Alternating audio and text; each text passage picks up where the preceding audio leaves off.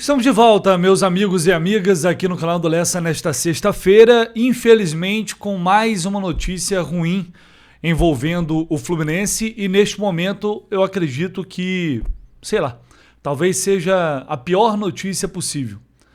É impressionante o que está acontecendo no desenrolar dessa temporada 2026 com o Fluminense. Mas vamos lá, aquela expectativa, aquele pessimismo em relação à lesão do John Kennedy, sofrida no clássico, no último clássico contra o Vasco, infelizmente se confirmou e ele acabou sofrendo uma lesão no ligamento cruzado anterior do joelho direito e o caso é cirúrgico. O John Kennedy já iniciou todos os procedimentos, ali o pré-operatório, vai ter que passar por cirurgia e infelizmente a gente sabe como a recuperação de uma lesão de LCA é demorada, é muito improvável que ele tenha condições de entrar em campo em 2026.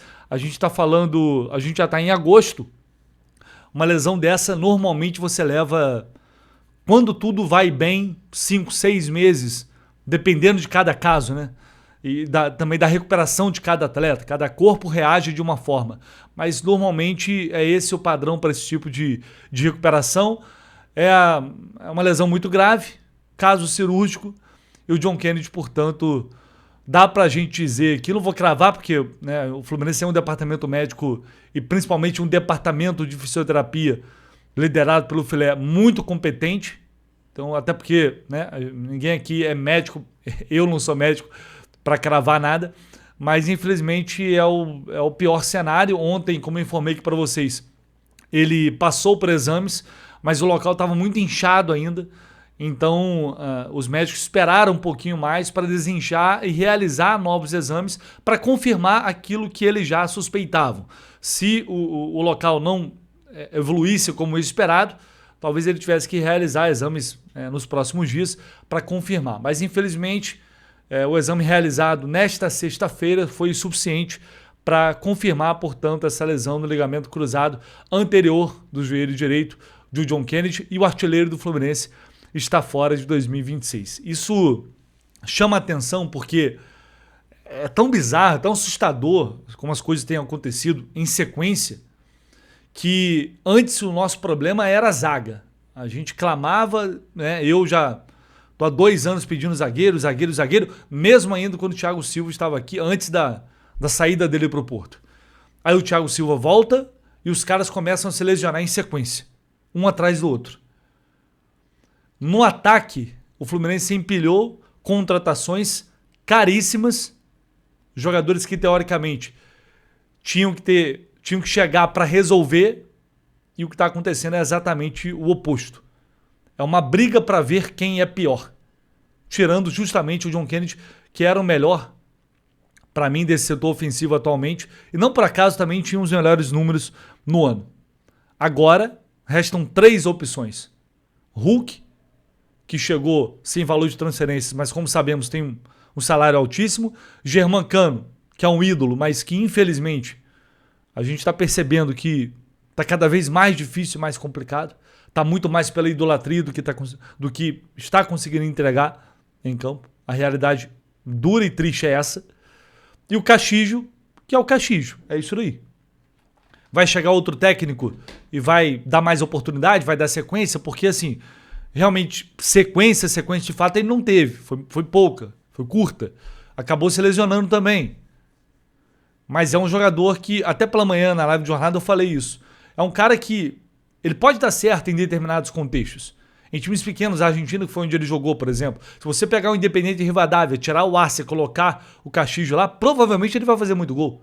Porque são times que jogam para um centroavante, que aproveitam esse tipo de jogador na área. O Fluminense não joga dessa forma. Esse é o tipo de coisa que você avalia quando você vai contratar, e principalmente quando você vai colocar muita grana, ou seja, a maior contratação nesse caso, que o Fluminense já fez. O maior investimento que o Fluminense já fez num jogador. É um atleta que, pensando em como o Fluminense joga hoje, time de toque de bola, de aproximação, de movimentação, é um cara que não tem esse talento fora da área. Mas Talvez, sei lá, vai chegar um técnico capaz de ajustá-lo, de conseguir enquadrá-lo dentro desse contexto? Não sei. Mas são as opções que o Fluminense tem hoje. Elas serão suficientes ou a gente vai ter que ficar falando de contratações depois do tanto que o Fluminense já investiu?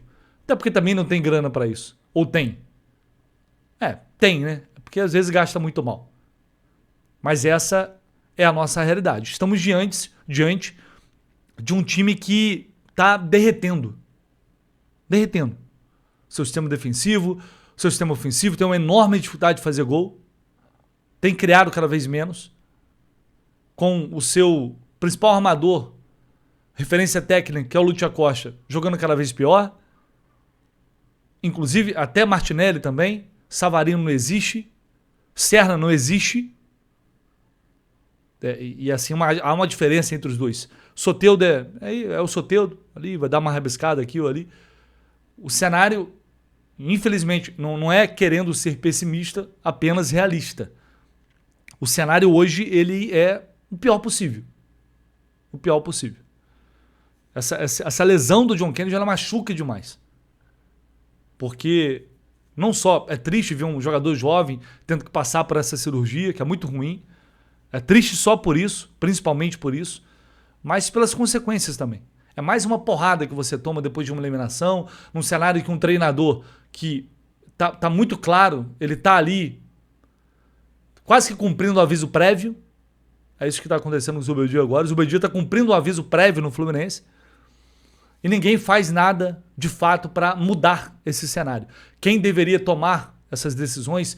Mário Bittencourt, Matheus Montenegro, Paulo Angione, as pessoas que, no menor grau, que poderiam tomar essas decisões, ninguém faz nada. E o Fluminense, e a temporada do Fluminense vai indo por água abaixo, vai escorrendo ladeira abaixo. Mas é isso, meus amigos. Vamos, primeiro agora é desejar uma pronta recuperação ao John Kennedy, que ele possa voltar o quanto antes e principalmente que a cirurgia seja bem feita. É o que nos resta neste momento. Amanhã tem jogo, inclusive, né? Tem Botafogo e Fluminense. Mais um jogo de Campeonato Brasileiro. Outro clássico. A gente já sabia lá atrás, durante a Copa do Mundo, a gente falava, cara, vai ser uma insanidade essa sequência, vai ser uma loucura. E já começou muito mal. 6 jogos, nenhuma vitória, já eliminado na Copa do Brasil. Caindo no Campeonato Brasileiro, terça-feira tem Copa Libertadores. O Zubeldia amanhã, eu acredito, não é uma informação, estou imaginando que ele vai poupar jogadores do time titular para ter força para jogar terça-feira. E uma derrota com o time mesclado, o time reserva, em tese, tira um pouco o peso, né? Porque se ele toma uma porrada do Botafogo, ele pode ser demitido amanhã. Ou não. Talvez não, né? Talvez ele tenha que ficar até ser eliminado da Libertadores. Mas é provável, até pela sequência, que ele tire alguns jogadores da equipe. Talvez o James voltando no time titular, Samuel Xavier e René jogando nas laterais. No meio de campo, se ele tirar Hércules, pode colocar o Nonato, mas vai manter o Acosta. Ou o Paulo Henrique Ganso agora passou a servir novamente. Vai jogar o Campeonato Brasileiro, o Paulo Henrique Ganso? Diretoria não fala, ele não fala, treinador só enrola, torcedor fica aí esperando, a gente fica esperando para ver. O Ganso agora vai poder jogar ou não? Tá barrado ainda. No ataque, ele tem peças para mexer. Boas, aí não, aí já é outra história. Mas imagino que o Hulk deve voltar como titular, e aí talvez tirar o Savarino, colocar mais um meio, colocar mais um volante. São muitas possibilidades que o Zubeldia tem para mudar e tentar fazer algo diferente para salvar a sua pele. Já que dizem que acreditam ainda no trabalho dele.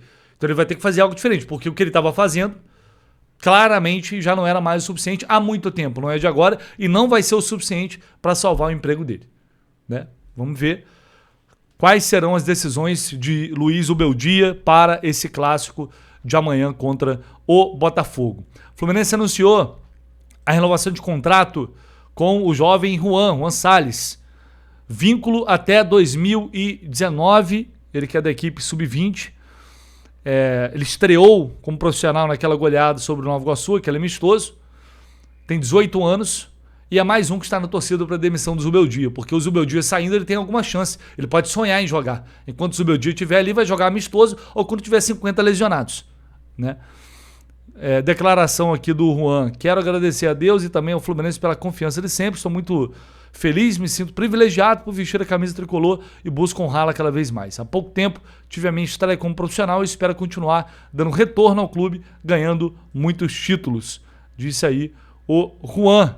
Esse garoto que entrou bem, foi muito bem no amistoso, né? Todo mundo elogiou, chamou atenção. Agora é torcer para o Zubeldia ser demitido, mais um motivo para, quem sabe, no contexto desse, a gente não ter um jovem podendo ter alguma oportunidade, alguma chance de jogar de fato. Mas é isso, Juan Salles, portanto, renovando, estendendo o vínculo até 2029. Por falar em garoto da base, hoje o GE publicou essa matéria aqui, olha só. Manchester e Arsenal disputando a contratação do Cauã Elias, segundo o jornal The Sun, jornal britânico The Sun. Olha só, o Cauã Elias em pouco tempo na Ucrânia, já despertando interesse de gigantes ingleses, avaliado em 30 milhões de libras, mais de 218 milhões de reais na cotação atual. De acordo com a publicação, tanto o Manchester quanto o Arsenal estão monitorando de perto a situação e podem em breve fazer uma investida. Temporada passada, Cauã Elias fez 11 gols e deu 7 assistências em 36 jogos. Shakhtar foi campeão ucraniano, garantiu vaga também na fase de liga da Champions League. A equipe já participou de 18 edições do torneio, mas nunca passou das quartas de final. Lembrando que ele foi vendido pelo Fluminense, na época, por 17 milhões de euros, pouco mais de 100 milhões de reais e mais 2 milhões em bônus pela contratação, 2 milhões de euros.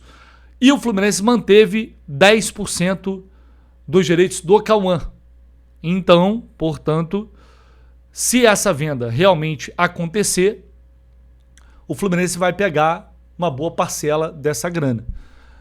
Ele é a segunda maior venda que o Fluminense fez na sua história, ficando atrás apenas do André. Se realmente for nesse montante, esses valores, a gente não sabe ainda, questão de pagamento também. Enfim, o Fluminense pode ganhar mais de 20 milhões de reais com essa negociação. Um valor bastante considerável, né? Bastante considerável por esses 10%. Aí a gente vê como aqui se avalia. Se bem que o Cauã Elias, assim, ainda dá pra gente considerar, diante das bizarrices que já vimos aqui, foi uma negociação baixa ainda, claro que é baixa, que um cara com potencial enorme, seleção de base, tudo. Chegou no profissional, assumiu uma responsabilidade, foi determinante para livrar o Fluminense de uma Série B, de um rebaixamento. É um cara que era para sair daqui com um valor muito maior, com uma venda no mínimo maior que a do André. Tudo bem que o André é campeão da Libertadores e tal, mas o Cauã Elias é um atacante, é um jogador muito mais valorizado no mercado. No entanto, diante de tudo que a gente já viu, dá para dizer que não foi tão ruim assim. Mas enfim, é isso. Também não surpreende. O Shakhtar compra esses jogadores por valores mais baixos e vende, e sempre vende muito bem para os times grandes da Europa, aqueles que se destacam, evidentemente. É isso, pessoal. Vamos ficando por aqui. Deixa aí seu like, se inscreva no canal na medida do possível. Infelizmente, enfim, não é um vídeo com notícias boas, mas é isso, né? A gente volta amanhã com o nosso pré-jogo, a partir das 6 da manhã, com tudo de Botafogo e Fluminense aqui no canal do Leste. Tamo junto, abraço, valeu.